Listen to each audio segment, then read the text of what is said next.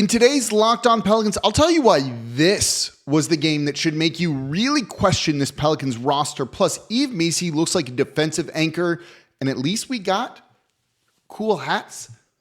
It's the Thanksgiving Day episode of Locked On Pelicans. Let's go.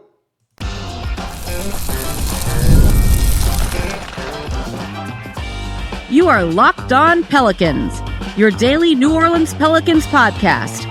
Part of the Locked On Podcast Network, your team every day. Welcome to another edition of Locked On Pelicans, the daily podcast covering your favorite team, the New Orleans Pelicans and NBA, part of the Locked On Podcast Network, your team every day, available wherever you get your podcasts and available on YouTube.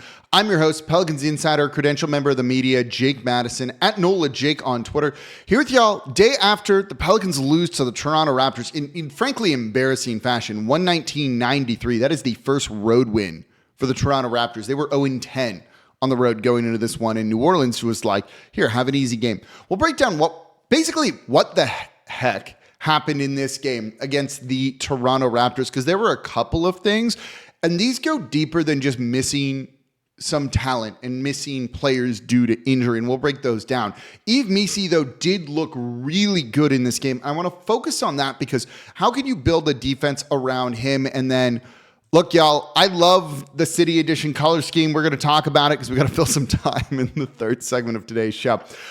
Today's episode of Locked On Pelicans is brought to you by FanDuel. You can start this season. You have a big return on Thanksgiving with FanDuel. New customers can place a $5 bet, and you'll get started with $150 in bonus bets if you win your first $5 bet. Visit FanDuel.com to get started. And of course, thank you for making Locked On Pelicans your first listen today and every day. We're here Monday through Friday, #1 Pelicans podcast, breaking down everything you want to know about this Pelicans team. So please subscribe wherever you get your podcast.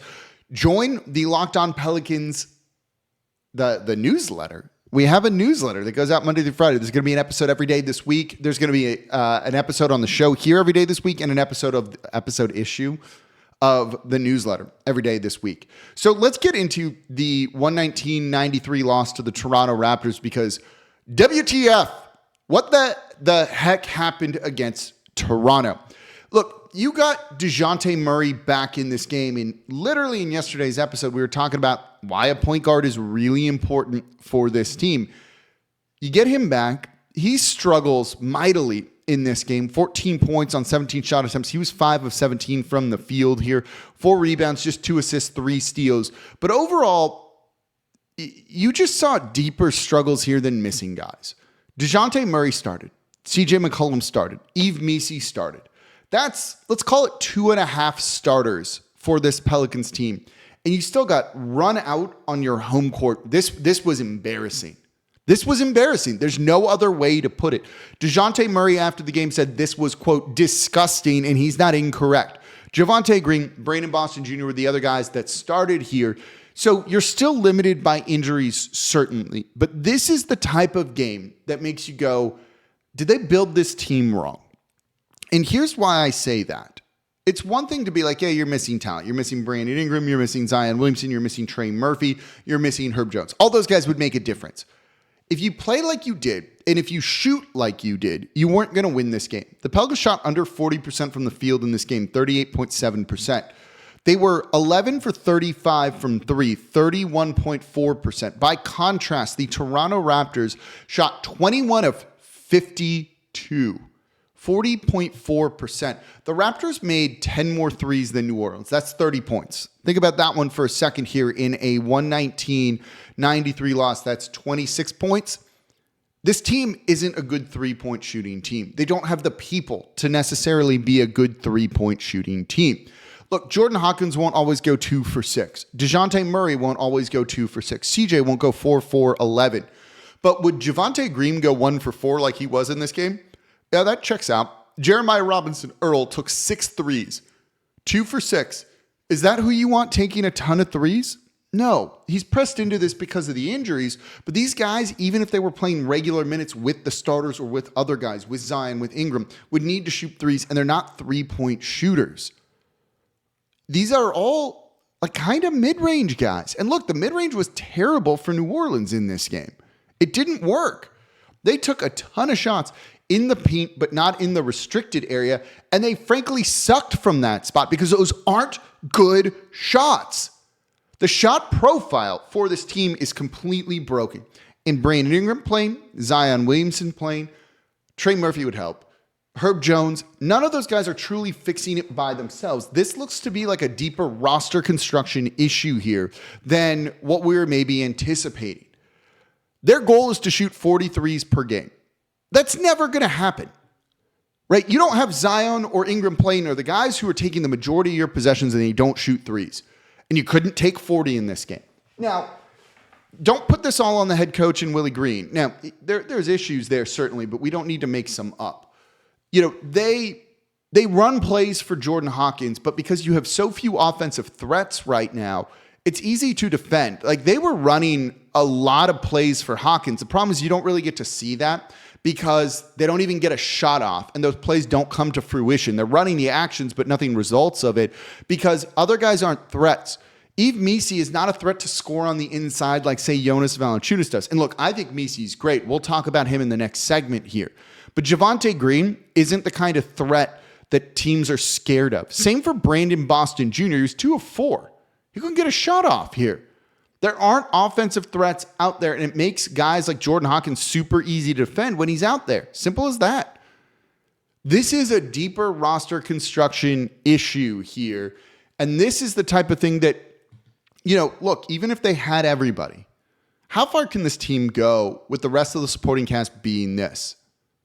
Jeremiah Robinson Earl, look, he's actually been playing pretty well. 14 points, 10 rebounds. Ain't it, right? Like, it's just kind of that.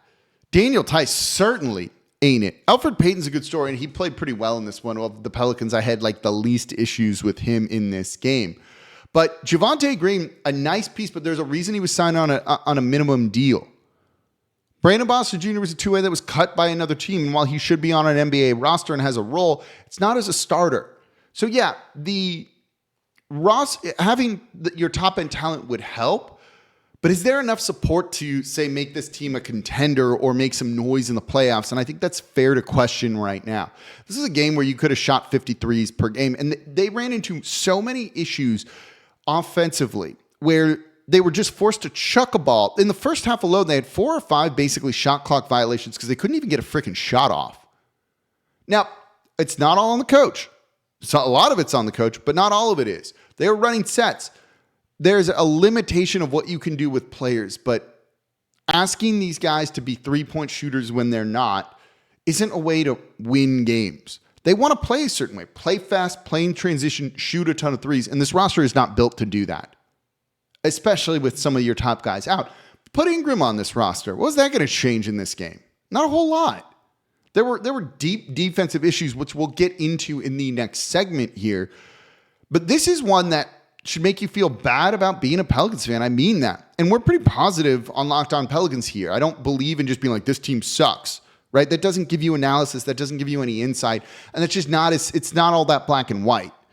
But this is the type of game that you're like, huh? There need to be bigger changes here. I'm not convinced that there fully need to be yet, but this is the type of thing that when we look at, we're going to have a show tomorrow for y'all.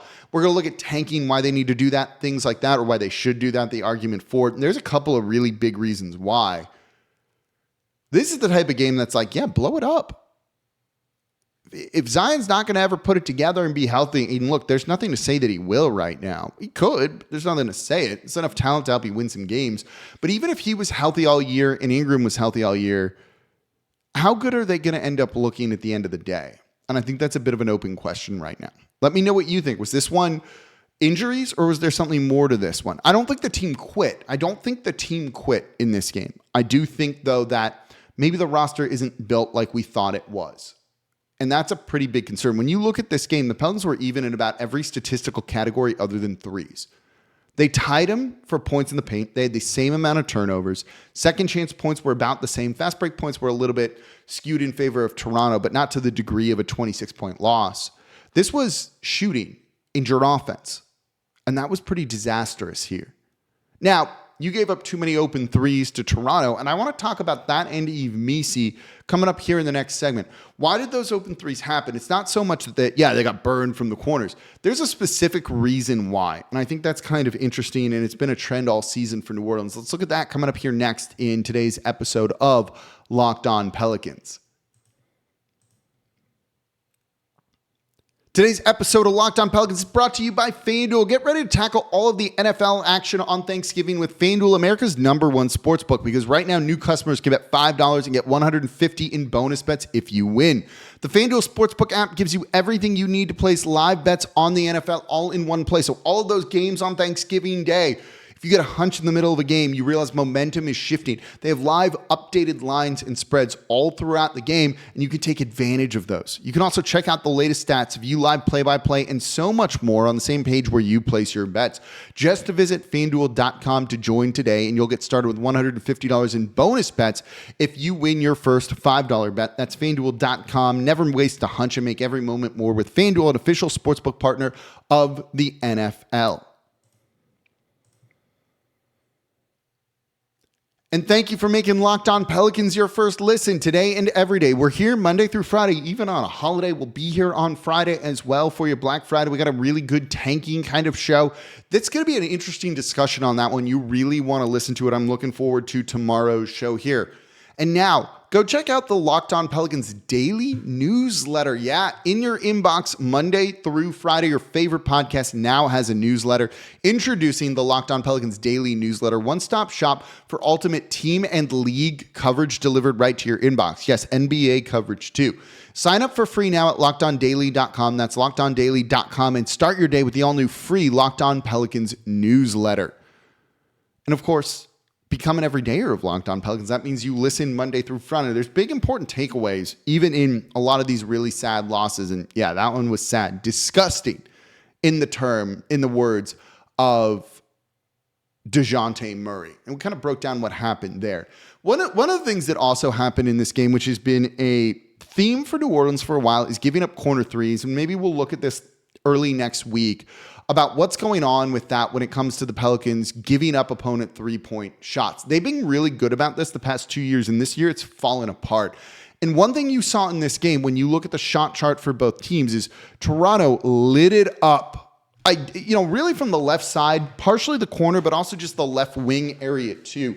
And what happened in this game, and it's something that New Orleans has been killed on all year long, and maybe this gets better with Herb Jones and DeJounte Murray out there on the court, is that they're getting killed on skip passes and cross-court passes. So this is not the same thing. When I tweeted about this earlier in the evening, this is not the same thing as guys drive into the paint, they collapse into the paint, and then they kick it out to the corner for a three. That's not what's going on here. This is even before there's dribble penetration into the paint. The Pelicans lose sight of their man, or something happens on the perimeter and they get beat, and then they kind of overcompensate and throw like three guys at that. And that means the weak side of the ball is wide open. Now, it's the weak side for a reason. That's kind of how it's always going to be. But you have a situation here where New Orleans is getting burned when guys make a skip pass. And what a skip pass is, say you're on like the right corner. Your next pass is going to be to the wing right at the break of the three-point line. The next pass from that is going to be at the top of the three. Then the next pass from that is going to be the left side break and then the left side corner. Skip pass is when you skip one of the guys that's kind of adjacent to you, throw it cross court, or kind of skip a couple of players to get the ball further. Those can be dangerous passes because they're traveling a longer distance. So defenders have a chance to intercept that ball and then get out and run in transition. You've got to use those strategically. New Orleans got ripped apart on those in this game. That means your weak side defense, the discipline on that side of the ball is really lacking, and that's something that's been lacking all season long. They don't know what to do when they're in scramble mode. And what scramble mode is basically once the offense breaks your initial defense down, what do? You kind of panic, right? It's like chaos out there. We're all moving and stuff. And then you're leaving corner shooters open, and you've got to lock down on those guys a little bit more. New Orleans got beat on this regularly in this game, and that was pretty rough. Do you know who Jacoby Walter is? He took 10 threes in this game. Do you know who Jamison Battle is? He was 6 of 8. Do you know Jamal Sheed? 2 of 4. Those are not people that should be killing you from three, and kind of was happening against New Orleans in this. That is on coaching and on the players too, but them not being prepared and kind of, it's the Mike Tyson quote, like everyone has I think it's Mike Tyson. Everyone has a game plan until you get punched in the face. New Orleans gets punched in the face with that initial breakdown of their defense, and they have no idea what to do. None. That ain't good. And that's been a problem all season long. It's why after multiple years of a really good defense, they are struggling on that side of the ball right now. And that is a very disappointing thing to see from this team that simply just should be better than that. One bright spot on the defensive side of the ball, though, is Yves Missi. He was really phenomenal in this game. Left the game looking like he hurt his left shoulder, which had been, bothering him before. Played through it, though, which was great to see. Got treatment on the sideline. Didn't need to come back into the game really whatsoever in this one. So I don't really have a problem with that at all, though he ended up playing in the fourth quarter, so that was good. The stats don't show how important he was to this team and what he did. It shows his 2 blocks in this game, but this was a dude who was altering shot attempts left and right. And I'm going to try and pull some of the numbers. I think I need to go to Synergy to get these here as I'm coughing, and this feels terrible. He is constantly altering shots. So rim protection in defense is not simply blocking shots. It's, do guys not want to even go into the paint against you? Victor Wembanyama doesn't get as many blocks as he probably should because teams don't challenge him in the paint because they're freaking terrified of him. Yves Missi's nowhere near that level, but he's a type of guy that is making you alter your shots. And what do I mean by altering your shots? It's when guys drive into the paint, Yves Missi comes and meets him at the rim, and they're like, oh boy, I was going to go do a layup, but now he's right there. I can't do that because I'm going to get blocked. Let me shoot it, or something along those lines. And then they're taking a fall away 2 or whatever, and it's not a good look. And they end up missing that shot, and that's because of Yves Missi. But there isn't a stat that necessarily points to that in the box score here. But when you watch him play, you feel this dude's impact. This is important for this reason. He looks like a piece that you can build a long-term defensive scheme around. I've said this before on the show, and I'll say it again here. Defenses are defined by how you defend the pick and roll. The Pelicans' defensive scheme when it comes to the pick and roll is switch. Guard defends the big man defends the guard. You don't fight through the screen. You don't do anything with that. You just simply switch when the screen is set. And that's what this team does. And it's actually not working out this year. Another way that you can play defense, the other most common, is probably drop coverage. Drop your big man back to try and contain a drive with his long arms and all of those things. Missi looks, and that gives you rim protection. Pelicans couldn't really do that with Jonas Valanciunas because he wasn't good in that. He wasn't good at switching either, but drop coverage certainly wasn't it when it came to him either, even if that would be better than the switching scheme. The problem is you can't just selectively do this. If you're practicing switching, those are your defensive fundamentals. It's not as easy of okay, we're going to do something completely different now. Yves Missi is the type of guy, though, that can be a drop coverage specialist, I think. He's the type of guy that gives you so much rim protection and can rotate over really well as the low man, the guy lowest to the rim, basically lowest to the baseline, that when someone drives and beats their man, the low man is who rotates over. He can do all of that. Well, I don't think you can really change your defensive scheme in the middle of this season and what you've practiced and what you've done the past couple of years. It does look like you can build a different defensive scheme around him. There's advantages to switching. There's advantages to drop coverage. There's advantages of kind of doing what the Timberwolves do, which is just funnel everyone at Rudy Gobert, who's one of the preeminent shot blockers, defensive players in the league. Missi, I don't think he's going to be as good as Rudy Gobert, but he looks pretty good. He looks really good. You can build a defensive scheme with him as your anchor and around him and make that a defensive identity. Probably not this season, but in the future. And that's at least encouraging. It shows that he's a core piece. He didn't have the shot blocks in this one. He did, 2's still pretty good. But teams don't want to shoot at the rim against him because he's going to block you or he's going to make you alter your shot or he'll at least be able to get a defensive rebound. He is looking like something potentially special. We're not there yet. Potentially special on the defensive side of the ball. It's pretty great to see at least that be a very big bright spot this season in a year that is starting to feel more and more lost for the New Orleans Pelicans. More on that in tomorrow's show. Now that we kind of know their record going into this little Thanksgiving Day break here, which is only a day for New Orleans, they play on Friday, we'll look at what they need to do going forward. What's the pace they need to play at just to make the postseason? It's going to be higher than you think. 11 games under 500 is a rough spot to be in the Western Conference. What about the play-in tournament? That even might be out of reach too. We'll look at that. There's reasons to tank. There's reasons not to tank, though. We did yesterday's show on why those moral victories matter. They do, but also getting better talent on the team matters maybe even more so than that. We'll look at that in tomorrow's episode of Locked on Pelicans. I got some pretty incredible stats for you when it comes to this and a couple of other things that I really want to share, including one of the biggest competitive advantages that the Pelicans can get. Those were the bright spots on this. Look, DeJounte Murray in this game, you expect him to struggle offensively. It's his first game back. It's going to take a minute to find his rhythm. You know, I was there with my fiance, and at one point she looks at me and goes like, these dudes look like they, these players, shouldn't say dudes.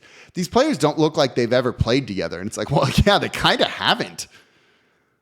They look like that. That's going to take some kinks to work out. There's going to be some rust with DeJounte Murray, even for CJ in his just second game back. They'll build some of that chemistry, and they won't look this bad all the time. But by the time they look good, are they going to just be out of contention? And the answer to that is probably yes. So that leads to bigger questions here. So it's not all bad. It's bad. It's not all bad, though, when it comes to it. But some of the things with the roster construction that we just talked about with the three-point shooting and what they want their offensive identity to be, I don't think can be with this roster. That means bigger questions around the team. So coming up next, I'm going to lead the train again on a small rebrand refresh for the Pelicans. The City Edition stuff looked awesome. We're talking about it here in today's episode of Locked on Pelicans. Today's episode is brought to you by the Skylight Frame. Look, it's the holidays. Maybe you want to celebrate with and stay connected to the people who are far away. Are you missing someone this holiday season and want them to be part of the festivities from afar? Do your loved ones live far away and you wish you could be close with them? Well, then we've got the perfect gift for you. The Skylight Frame is a touchscreen digital photo frame your whole family will love. Upload thousands of photos with your phone and then watch them appear in seconds. This is a really cool thing. It's just a digital photo frame that you can upload pictures to from your phone, and you just keep uploading them. You can have them rotate. I was talking with John Corrales, my host on Locked On NBA, for our show tomorrow, and he has one of these, and he loves it. You know, he sends it to his parents. He has one of these for his parents, for his grandparents, and he can upload photos of him and his fiance, him and his kids, right? And all of a sudden, his parents wake up, boom, photo of the grandkids right there that they haven't seen before in the frame. It's a really great way to stay close to your family. And it's so easy to use. Setup takes less than 60 seconds, right? And it's kind of better than social media. It's a great private way to share photos without posting it to the world or having to print and store hard copies. And it looks great in your home. Photos are displayed in HD resolution, and you can choose from 5 different frame styles and set it up in portrait or landscape mode. And now, as a special limited time offer for our listeners, get $20 off your purchase of a Skylight Frame when you go to skylightframe.com/NBA. That's skylightframe.com/NBA. Get $20 off your purchase now at skylightframe.com.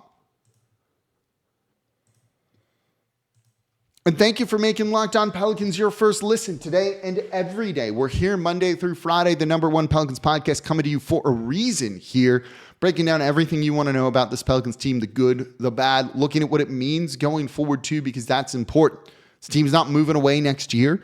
What we're seeing from them right now actually does matter, and we're going to break it all down, whether it's maybe change the roster, maybe it's Yves Missi should be a mainstay going forward, all of those things. For your second listen, Locked On Saints, you really need to check out Locked On Saints. I binged all of the episodes the other day.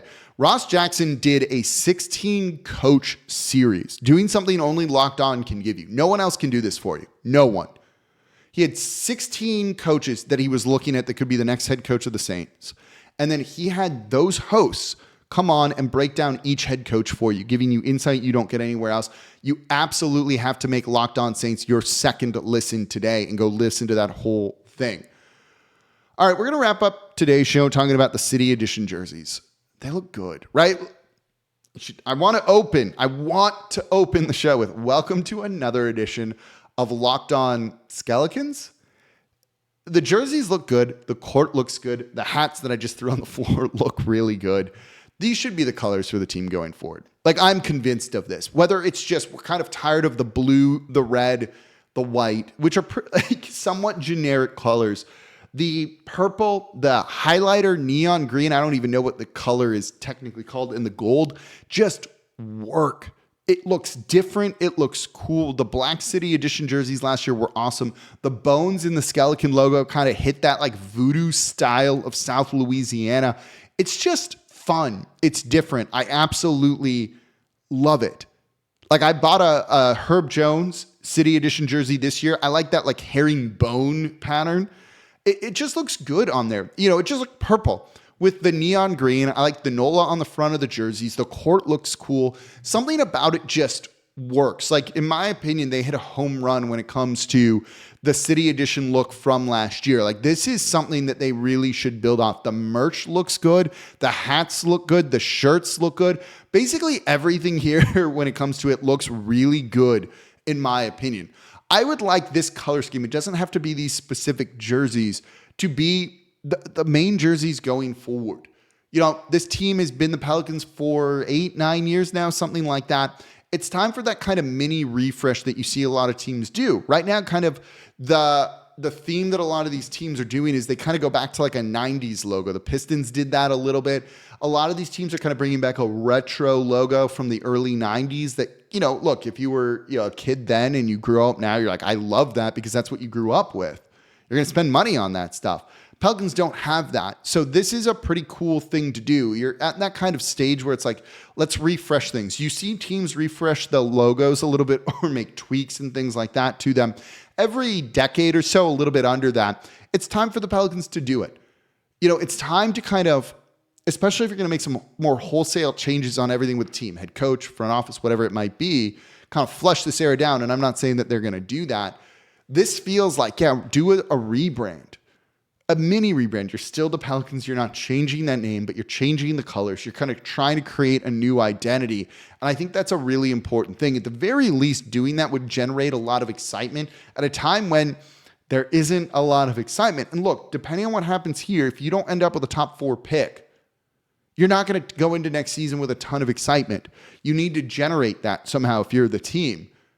Changing the colors, changing your jerseys, all of that is a really good way to do that, I think. So this team is in need of something. The jerseys and all of that, the City Edition jerseys, I love the colors. Like, no one else has something like that in the NBA. There's other red, there's other blue. You know, then you make your reds your alternate jerseys. That looks great.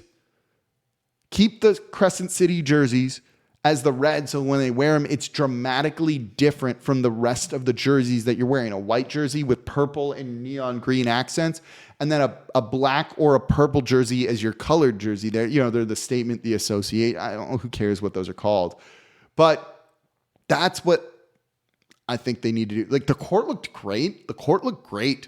You know, you didn't need big fleur-de-lis anywhere else that are kind of in a weird color that I don't love on the court this year. It was just pretty simple. Just the paint is colored.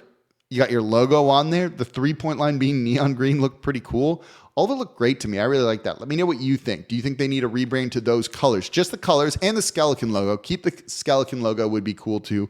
But you could even use the regular logo. But I like leaning into the kind of the South Louisiana voodoo idea, even if that's not really like an identity, I would say, of the city of New Orleans. But this all looks pretty good. It's pretty different. It's fun. There's other jerseys that you can make off of that I think would be really cool too, kind of leaning into that swamp thing, let's call it, kind of style when it comes to things. I don't think I did that well here on the show.